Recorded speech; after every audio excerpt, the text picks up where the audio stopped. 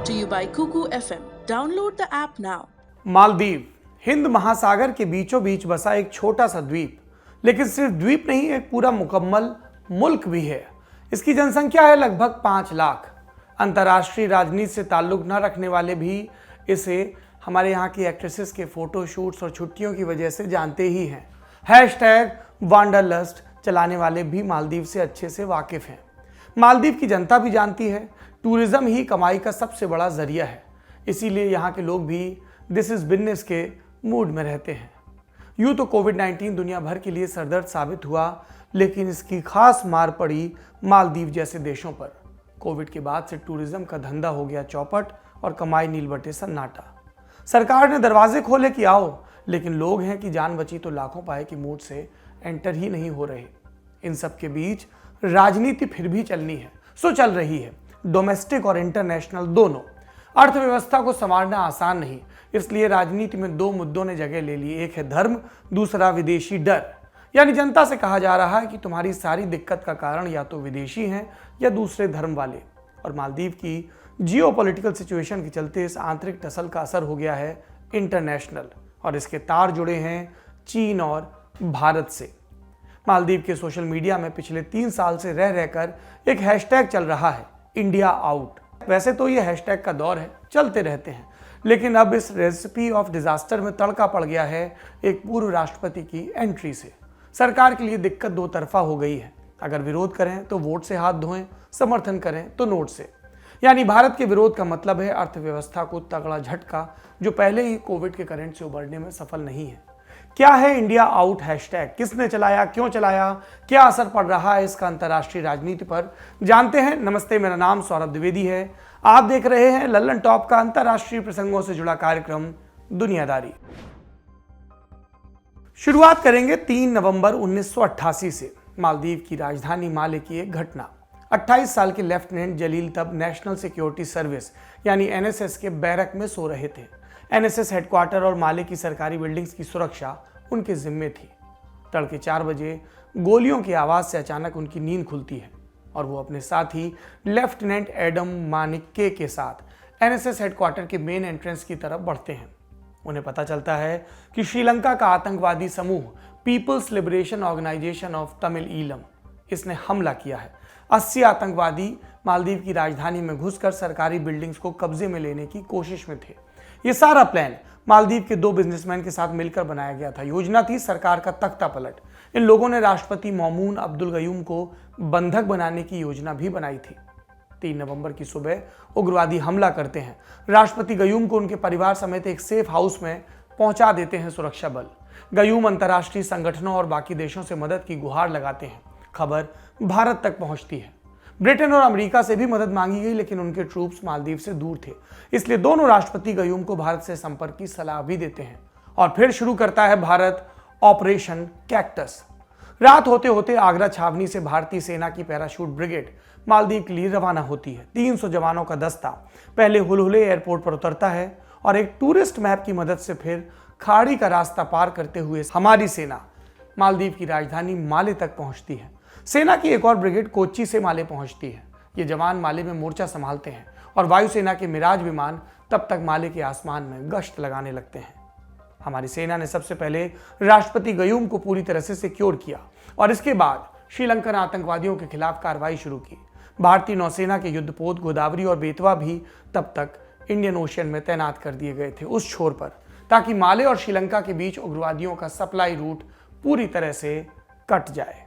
सबसे पहले सेना एनएसएस हेडक्वार्टर को उग्रवादियों से खाली करवाती है, फिर बाकी सरकारी बिल्डिंग्स को भी कुछ ही घंटों के ऑपरेशन के अंदर खाली करवा दिया जाता है। अगली सुबह उग्रवादी भागने की कोशिश करते हैं। एक जहाज को अपने कब्जे में लेकर उसमें मौजूद लोगों को बंधक बनाते हैं। तब तक आईएनएस गोदावरी से एक हेलीकॉप्टर उड़ान भरता है और इस अगवा जहाज पर एक रेस्क्यू ऑपरेशन की शुरुआत होती है। सेना की कार्रवाई में 19 उग्रवादी मारे जाते हैं और माले में भारतीय सेना का ऑपरेशन कैक्टस समाप्त होता है। इस ऑपरेशन की समाप्ति के बाद भी 1989 तक मालदीव में हालात सामान्य नहीं हो पाए थे। स्थिति नाजुक थी, इसलिए राजनीतिक स्थिरता बनाए रखने के लिए करीब 100 भारतीय सैनिक अगले 1 साल तक माले में तैनात रहे। ऐन मौके पर भारत ने राष्ट्रपति गयूम की मदद की, डेमोक्रेसी को बचाया। इसलिए जब तक गयूम राष्ट्रपति रहे, भारत और मालदीव के रिश्तों में गर्मजोशी बनी रही। लेकिन साल 2008 के चुनाव में गयूम को हार मिली और राष्ट्रपति बन गए नशीद, एक पूर्व पत्रकार जो मालदीव में धार्मिक कट्टरपंथ की मुखालफत कर रहे थे। साल 2013 में नशीद की भी रुखसती हो गई और काफी राजनीतिक उठापटक के बाद अब्दुल्ला यामीन राष्ट्रपति बने। यामीन रिश्ते में पूर्व राष्ट्रपति गयूम के सौतेले भाई हैं, लेकिन अब्दुल्ला यामीन के राष्ट्रपति बनते ही मालदीव में चीजें आंतरिक और विदेशी दोनों मोर्चों पर बदलने लगी। आंतरिक स्तर पर राष्ट्रपति यामीन ने अपने विरोधियों को ठिकाने लगाना शुरू किया। पूर्व राष्ट्रपति नशीद को भी जेल में डाल दिया। भ्रष्टाचार के कई मामले उछले, मानवाधिकार हनन की घटनाएं भी सामने आई। साल 2015 में मालदीव की विपक्षी पार्टियों ने सुप्रीम कोर्ट में याचिका भी डाली। कोर्ट हरकत में आया और उसने 9 लोगों को जेल से रिहा करने का आदेश दिया। अदालत का कहना था कि पक्षपाती तरीके से मुकदमा चलाकर उन्हें जेल भेजा गया। अदालत ने मोहम्मद नशीद के ऊपर आतंकवाद विरोधी कानूनों के तहत दी गई सजा भी खारिज कर दी। जेल में बंद कई नेताओं की रिहाई का ऑर्डर दिया। 12 सांसद भी थे जिनकी सीटें यामीन के इशारे पर छीनी गई थी। सुप्रीम कोर्ट ने इन्हें भी वापस बहाल कर दिया। इसके बाद संसद की शक्ल बदल गई, विपक्ष को बहुमत मिल गया, यानी वो चाहता तो राष्ट्रपति यामीन के ऊपर अब महाभियोग चला सकता था। ये सब देखते हुए सत्ता बचाने के लिए यामीन ने देश में इमरजेंसी लगा दी। और ये सब किसकी शय पर हो रहा था? चीन की मालदीव में रुचि जागी यामीन के आने के बाद। 2012 तक तो मालदीव की राजधानी माले में चीन का दूतावास तक नहीं था, लेकिन यामीन के आने के बाद उसने वही तरीका अपनाया जो पाकिस्तान और श्रीलंका में अपना रहा है। चीन ने मालदीव में पानी की तरह पैसा बहाया, खूब इन्वेस्टमेंट किया, खूब कर्ज दिया, इतना कि एक समय मालदीव के कुल कर्ज में चीन का हिस्सा 70% तक हो गया। फिर 2016 में मालदीव ने चीनी कंपनी को एक द्वीप महज $40 लाख में 50 साल की लीज पर भी दे दिया। भारत के लिए स्थिति चिंताजनक थी, क्योंकि भारतीय महासागर के महत्वपूर्ण ट्रेड रूट्स का रास्ता मालदीव से होकर गुजरता है। पर भारत के हाथ जैसे बंधे थे। राष्ट्रपति यामीन चीन की गोद में बैठकर भारत को आंखें दिखा रहे थे और चीन यामीन की हर मनमानी पर आंख में पट्टी बांधे था। फिर आया साल 2019, मालदीव में दोबारा चुनाव हुए। पूर्व राष्ट्रपति नशीद जीते, उनकी सत्ता में वापसी हुई और उनकी मदद से इब्राहिम सोलेह नए राष्ट्रपति बने। भारत के प्रधानमंत्री नरेंद्र मोदी भी सोलेह के शपथ ग्रहण में शामिल हुए और तब भारत और मालदीव के बीच कई अहम समझौतों पर हस्ताक्षर भी हुए। भारत ने चीन के प्रभाव को कम करने के लिए इंफ्रास्ट्रक्चर प्रोजेक्ट्स में इन्वेस्ट करना शुरू किया। चीन का कर्ज चुकाने में मालदीव की मदद की। इसके साथ एक विशाल ब्रिज प्रोजेक्ट की भी शुरुआत की, जिसके तहत मालदीव के मुख्य द्वीप को बाकी 3 द्वीपों से जोड़ा जाना है। इतना ही नहीं, मालदीव आर्मी की मदद के लिए भारत ने 2 इंजन वाला एक डॉर्नियर एयरक्राफ्ट और 2 हेलीकॉप्टर भी तोहफे में दिए। क्योंकि मालदीव डिफेंस फोर्स का अपना कोई एयरक्राफ्ट नहीं था, इसलिए भारत ने तकनीकी मदद भी मुहैया करवाई। इन एयरक्राफ्ट्स का मुख्य काम छोटे द्वीपों को हेलीकॉप्टर एम्बुलेंस की सहायता प्रदान करना है, साथ साथ इलीगल फिशिंग पर रोक लगाना भी। यानी भारत और मालदीव के बीच एक बार सब कुछ फिर से ठीक ठाक चल रहा था। लेकिन 2019 में ही मालदीव के एक धड़े से कुछ आवाजें उठनी शुरू हुई। सोशल मीडिया पर चीन के समर्थन से हैशटैग चलाया जाने लगा, इंडिया आउट। इस हैशटैग के साथ साथ इंडियन मिलिट्री आउट जैसे ट्रेंड भी चलने लगे।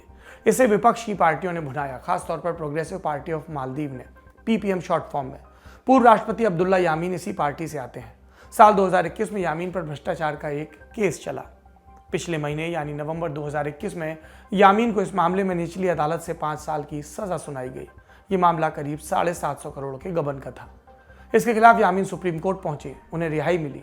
फिर दिसंबर 2021 के शुरुआती हफ्तों में जब उन्हें रिहाई मिली, उसके कुछ ही दिनों बाद मुख्य विपक्षी पार्टी यानी progressive party of Maldives PPM ने एक आधिकारिक बयान जारी किया। अपने नेता की रिहाई पर खुशी के साथ साथ इसमें एक खास हैशटैग भी शामिल था, वही हैशटैग इंडिया आउट। अब्दुल्ला यामीन ने आते ही राजनीति में अपना वर्चस्व दोबारा स्थापित करने की कोशिश शुरू की। हैशटैग इंडिया आउट उन्हें काम का मुद्दा दिखा और उन्होंने इसमें अपना समर्थन दिया। फिर क्या था, यामीन की तस्वीरों के साथ इंडिया आउट पूरे सोशल मीडिया पर मालदीव के घूमने लगा। अब आगे की कहानी ये है कि मालदीव में साल 2024 में चुनाव होने हैं। ऐसे में यामीन सत्तारूढ़ पार्टी के ऊपर भारत परस्त होने का वैसा ही इल्जाम लगा रहे हैं जैसा कभी उन पर चीन परस्त होने का लगा था। यानी यामीन अब कानूनी पेच से बाहर हैं, पूरा ध्यान दोबारा सत्ता कब्जाने पर लगा रहे हैं। मालदीव में राजनीतिक दावपेच पर भारत की पैनी नजर बनी है। पिछले वर्षों में भारत ने मालदीव के साथ अपने संबंध नए सिरे से मजबूत किए और कम से कम इस मोर्चे पर वो चीन पर लगाम लगाने में सफल रहा।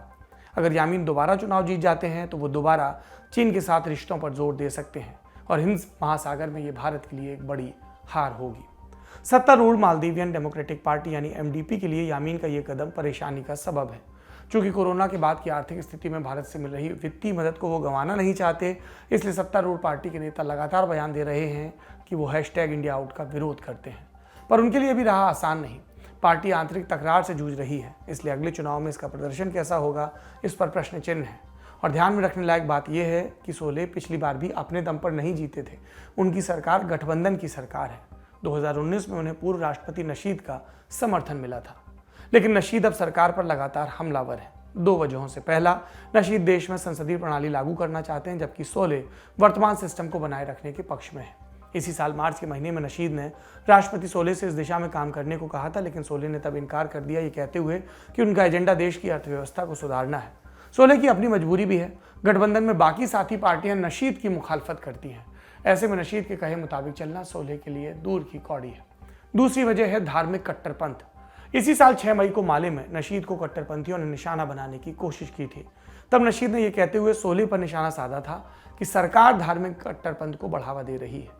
उनकी नाराजगी एक खास बिल को लेकर भी थी। इसी साल अक्टूबर महीने में सरकार एक नया बिल लाने की तैयारी कर रही थी, जिसके तहत हेट क्राइम के लिए कड़ी सजा का प्रावधान था। लेकिन सोले की सरकार में गठबंधन के जो रूढ़िवादी साथी थे, उन्होंने इस बिल की मुखालफत की, विरोध किया और सरकार ने बिल से हाथ वापस खींच लिया।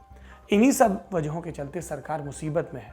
अगले चुनाव में सोले के सामने दुतरफा मुसीबत है। धार्मिक अतिवाद के चलते नशीद उनके खिलाफ हो सकते हैं, और अगर वो नशीद का साथ देते हैं तो रूढ़िवादी पार्टियां सरकार से समर्थन वापस खींच सकती हैं। इस साल माले में काउंसिल चुनाव हुए तो पार्टी को इस अंदरूनी तकरार का खामियाजा भी भुगतना पड़ा। माले में मालदीव की 40% जनता रहती है, so this can be called mini mandate. और काउंसिल चुनाव में जीत विपक्षी पार्टी PPM की हुई, यामीन की पार्टी की हुई। जेल से निकलने के बाद यामीन लगातार रैलियां कर रहा है। अब ये जीत हो गई और सब में उसका मुद्दा है इंडिया आउट। अभी के लिए सरकार के कई मंत्री और पूर्व राष्ट्रपति ममून अब्दुल गयूम भी इस कैंपेन के खिलाफ बयान दे चुके हैं, लेकिन यामीन इस कैंपेन पर टिका है। कुछ दिन पहले उसका एक बयान भी चर्चा में आया। क्या बोला उसने? मालदीव की जमीन पर हम भारतीय सेना का एक भी जवान नहीं चाहते। अपनी जमीन पर हम उनके बूट तो क्या, उनकी जुराब तक नहीं देखना चाहते। जुराब यानी मोजे। इस कैंपेन को लेकर सरकार का आधिकारिक रुख, जाहिर सी बात है, कैंपेन के विरोध का है। सरकार समझती है मालदीव आवश्यक चीजों की आपूर्ति के लिए भारत पर निर्भर है। इसीलिए सरकार ने बयान जारी किया कि भारत को लेकर फैलाए जा रहे झूठ और नफरत को लेकर सरकार चिंतित है। मंत्रालय के विदेश के ये भी बयान आया कि भारत मालदीव का सबसे करीबी द्विपक्षीय साझेदार है। यहाँ पर एक बात और गौर करने वाली है। मालदीव में एक बड़ी संख्या में सुन्नी मुसलमान रहते हैं, इसलिए भारत से आने वाली खबरों से भी वहाँ के मुसलमानों को फर्क पड़ता है। 2 हफ्ते पहले ही मालदीव के सांसद अहमद शियाम ने यूपी के पूर्व मुख्यमंत्री अखिलेश यादव की प्रेस कॉन्फ्रेंस का एक वीडियो ट्वीट किया। साथ में लिखा, भारत की वर्तमान सरकार से हम उम्मीद नहीं कर सकते कि वो हमारे संविधान और आंतरिक मामलों का आदर करेगी, क्योंकि वो अपने ही कानून और नागरिकों का सम्मान नहीं करती, खास करके अल्पसंख्यकों का। इंडिया आउट कैंपेन को इस एक धड़े से खूब समर्थन मिल रहा है। कुछ हफ्ते पहले तक ये सिर्फ एक छोटे संख्या तक सीमित था, पर यामीन की एंट्री के बाद ये मुखर हो चुका है। ये जाहिर सी बात है, भारत के लिए चिंता की बात है। पूर्व राष्ट्रपति मोहम्मद नशीद, जो अभी संसद के स्पीकर हैं, उनका भी कहना है कि India out campaign ISIS IT cell चला रहा है। चूंकि भारत मालदीव की आंतरिक राजनीति में हस्तक्षेप नहीं कर सकता, इसलिए पूरे मुद्दे पर भारत सरकार के हाथ बंधे हैं। पर भारत को ध्यान रखना होगा, चीन चूकेगा नहीं। यामीन का लौटना उसके लिए फायदे का सौदा हो सकता है। इसलिए भारत अपनी तरफ से भले ही कोई बयान ना दे, लेकिन चीन जैसे भीतर खाने इस कैंपेन पर खुश हो रहा है, वैसे ही भारत को भी इससे सुलझना होगा, सुलटना होगा इस विवाद को। सीमा विवाद के बाद एक और मोर्चे पर चीन भारत के लिए मुश्किलें खड़ी कर सकता है। इसलिए भारत को अपनी कूटनीतिक कोशिशों में तेजी लानी होगी, ताकि हालात हाथ से बाहर ना हो। आज के लिए इतना ही। एक और सूचना है, उसके साथ समाप्त करते हैं। आज आपका ललन टॉप 6 बरस का हो गया। 28 दिसंबर 2015 के रोज़ इसकी शुरुआत हुई थी। तब कहाँ पता था सिलसिला कैसे आगे बढ़ेगा। ये आगे बढ़ा है आपकी वजह से, इसलिए आप सबको खूब बधाई। अगर आप ललन टॉप से जुड़ी अपनी कोई याद शेयर करना चाहते हैं तो सोशल मीडिया पर वीडियो पोस्ट करें, ललन टॉप को टैग ज़रूर करें, ताकि हम तक आपके विचार पहुंच सकें। शुक्रिया।